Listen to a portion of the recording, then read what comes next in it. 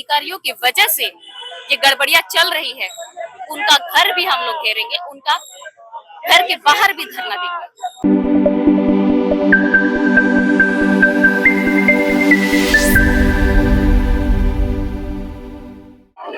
क्या हो अगर छात्र लंबी पढ़ाई करने के बाद भी जो है अपनी उम्मीद के अनुसार जो है नंबर नहीं ला पाए या फिर चयन नहीं हो पाया, लेकिन अब छात्र जो है इसी चीजों को लेकर आज जेपीएससी कार्यालय के समक्ष पहुंचे हुए हैं और इनका जो साथ दे रहे हैं वो आजसू के तमाम छात्र नेता जो है वो भी आए हुए हैं। आपको बता दें कि कल ही जो है इनका जो ऐलान किया गया था कि हम लोग जो है जेपीएससी कार्यालय का आज घेराव करेंगे और इसी चीज को लेकर आज तमाम छात्रों के साथ साथ आजसू संघ के नेता भी यहाँ पर जो है बैनर लेकर आज जेपीएससी कार्यालय घेराव करने के लिए तत्परता दिखा रहे हैं। हाथों में लगातार तख्तियां देख रहे होंगे। परीक्षा जो है उसे निष्पक्ष किया जाए, जेपीएससी परीक्षा को फिर से दोबारा किया जाए, क्योंकि इसमें इनका साफ आरोप है कि इस परीक्षा में जो है धांधली हुई है। आखिर कहाँ तक ये सही है, इन तमाम चीजों को लेकर हम छात्रों से जुड़ेंगे और इसके साथ ही हम तमाम जो है आजसू संघ के नेता है उनसे भी हम जुड़ने का प्रयास करने वाले हैं। क्या कहिएगा? एग्जाम दिए थे आप? हम इस बार एग्जाम नहीं दिए, लेकिन 15वीं जेपीएससी के लिए हम योग्य हैं, क्योंकि हमारा सेशन लेट चल रहा था यूनिवर्सिटी का, इसलिए इस बार एग्जाम नहीं दे पाए हैं। नहीं दिए थे। इस बार देना है। 15वीं जेपीएससी के लिए हम तैयार हैं। हमारा ग्रेजुएशन से साल पूरा हो रहा है। आंदोलन करने से पहले ही आप लोग यहाँ पे आ गए अपना? यहाँ के सर डर इतना सताता है ना कि खाना खाते समय भी डर लगता है कि इस बार रिजल्ट होगा कि नहीं होगा। क्या कि जेपीएससी का इतिहास रहा है कि आज तक पहले जेपीएससी से लेकर के 14वीं जेपीएससी तक आज तक जो सरकार की जो ये विफलता को दर्शाता है कि एक भी जेपीएससी में पारदर्शिता नहीं आई है। एग्जाम दिया पहले बता दिए सर वो डर बोले ना कि डर इतना सताते हैं ना कि ऐसा लगता है। हम इस बार 14वीं जेपीएससी देने वाले थे, लेकिन यूनिवर्सिटी का सेशन लेट होने के कारण हम नहीं दे सके। लेकिन अंदर ही अंदर डर इतना ही खाते जा रहा ना कि हमारा तैयारी अच्छा होने के बावजूद भी हमें लगता है कि हमारा पिताजी गरीब है तो हम कहाँ से पैसा दे पाएंगे, कैसे हमारा रिजल्ट होगा। अगर यह व्यवस्था नहीं सुधरती है तो कहीं ना कहीं हम अधिकारी बनने से वंचित रह जाएंगे। जिस तरह से आप देख सकते हैं यहाँ पर छात्र जो है लगातार नारेबाजी लगा रहे हैं। इससे पहले बता दें कि पहले भी जो है जेपीएससी अध्यक्ष का जो है एल ख्याति का जो है दान किया और आज जो है छात्र जो है लगातार जो है नारे भी लगाने का प्रयास कर रहे हैं। हाथों में झंडा है, हाथों में तख्तियां है, कुछ छात्रों के हाथों में बैनर भी है और चौथी जेपीएससी जो है उसे रद्द करने की बातें इनके द्वारा साफ कही जा रही है। इन तमाम चीजों को लेकर के हम छात्रों से जुड़ने वाले हैं। जिस तरह से तमाम चीजों को लेकर क्या कहिएगा, कैसा धांधली हुआ जेपीएससी में? देखिए, धांधली की तो बातें छोड़ दीजिए, धांधली बहुत बड़े स्तर से धांधली होती है जी।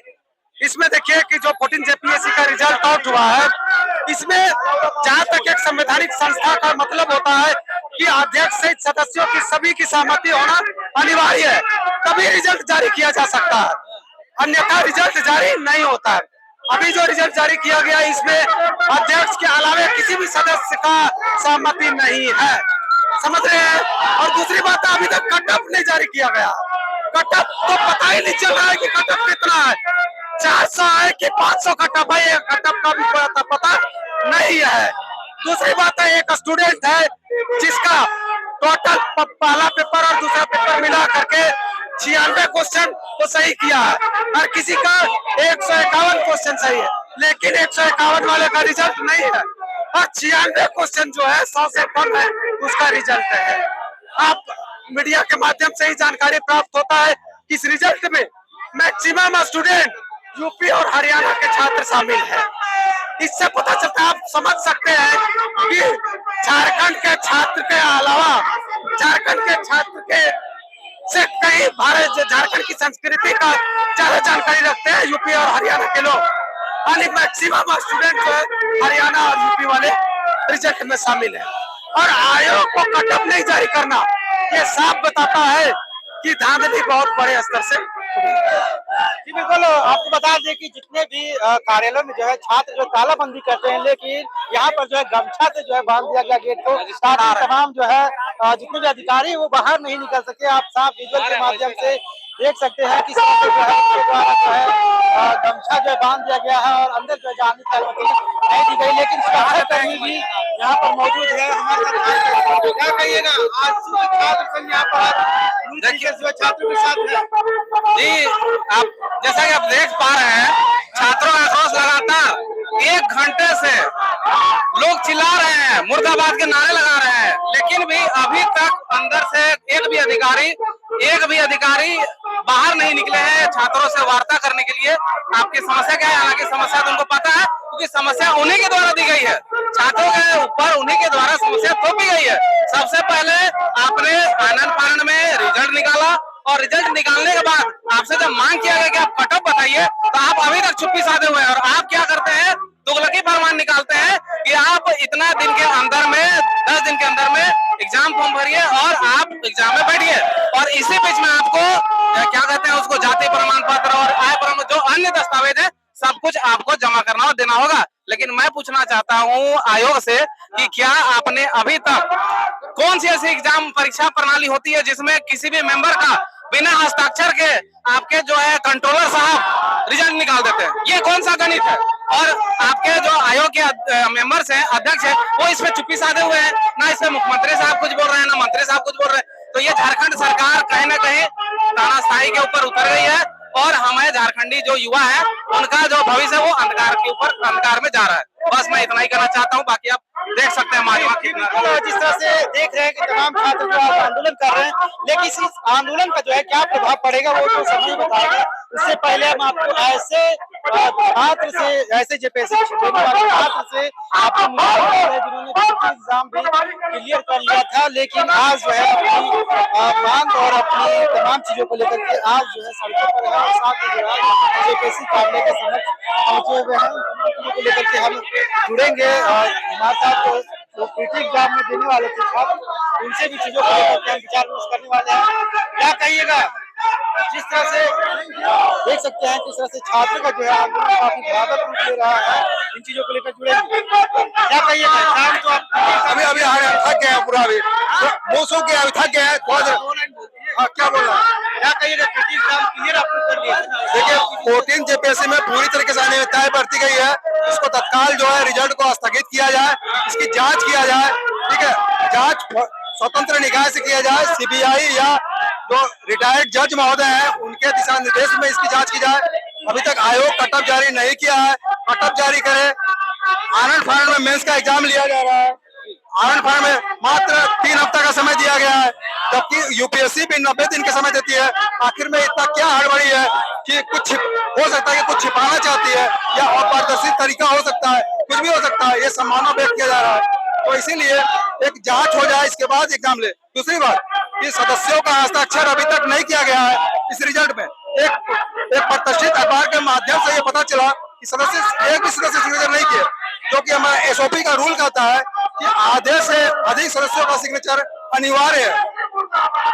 जो आयोग बनता है वो अध्यक्ष प्लस सदस्यों से मिलकर बनता है, इसीलिए जो रिजल्ट होना चाहिए प्रकाशन, उनमें अध्यक्ष और सदस्य और परीक्षा नियंत्रक सचिव सभी का सिग्नेचर अनिवार्य है।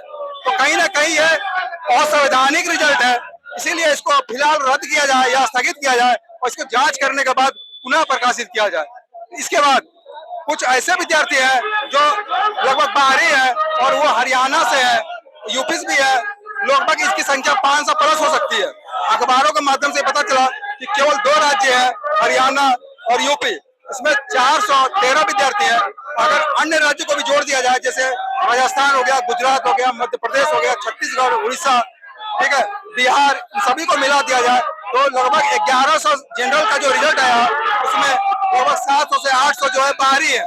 तो इसीलिए इसकी जांच होनी चाहिए। और जो मार्कशीट वायरल हो रहा है इसमें एक विद्यार्थी है, उसमें दोनों पेपर मिला के 93 क्वेश्चन सही किए, जबकि मेरा 143 सही है। इसके बाद भी हम फेल है और वो पास है। तो कहीं ना कहीं कुछ हो सकता है कि ऐसा तो नहीं है कि अनियमितता है, पहले जांच कर लिया जाए, इसके बाद फिर आगे का प्रोसेस पूरा किया जाए। धन्यवाद। इस तरह से इनका साफ कहना है कि हम लोग जो है लेकिन जिस तरह से जो है सरकार के जो अध्यक्ष और जेपीएससी को एक बारिश कहीं ना कहीं प्रभाव पड़ता है। और आज जो छात्र जो जरूरत है इसी चीज को लेकर, अब देखने वाली बात यह है कि सरकार और जेपीएससी जो है इन तमाम चीजों को लेकर, छात्रों की आवाज को लेकर क्या कुछ आगे का निर्णय करने वाली है। तब तक आप हमारे साथ बने रहे। मैं चंदन, धन्यवाद। कहेंगे आज जिस तरह से जेपीएससी को लेकर आप लोग प्रदर्शन कर रहे हैं, आप भी आई इसको समर्थन दे रहे, क्या कहेंगे? देखिए, झारखंड के आदिवासी मूलवासी छात्रों के हक और अधिकार की बात है। हम लोग आज यहाँ घेराव कर रहे हैं। अगर जरूरत पड़ेगी तो जिन अधिकारियों की वजह से ये गड़बड़ियां चल रही है, उनका घर भी हम लोग घेरेंगे, उनका घर के बाहर भी धरना देंगे। क्या लगता है कौन अधिकारी है कि जी, हम लोग जांच का मांग करते हैं, जांच किया जाए। तो अभी किस आधार पर आप घेरने की बात कह रही है? जी, कटअप जारी नहीं किया है। अभी जो रिजल्ट आया है उसको कैसे देख रही है? क्योंकि बाहर के छात्र पास किए हैं, उनका अपना मेरिट है, सरकार से आप लोग मांग कर सकते हैं, लेकिन बाहर के छात्र पास कर रही है, कैसे लगता है कि ये गड़बड़ियां हुई है? देखिए, कहीं ना कहीं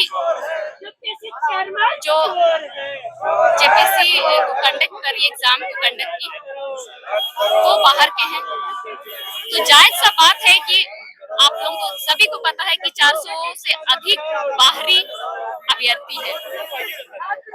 तो राजस्थान, हरियाणा के लोग अगर यहाँ एग्जाम को कंडक्ट करेंगे तो जितने भी पास होके आएंगे वो तो बाहरी ना होंगे। इसी चीज के लिए तो हम लोग मांग कर रहे हैं। हमारे यहाँ झारखंड के जो आदिवासी छात्र हैं, उनके हक और अधिकार के साथ छेड़छाड़ हो रहा है, उनके भविष्य के साथ छेड़छाड़ हो रहा है।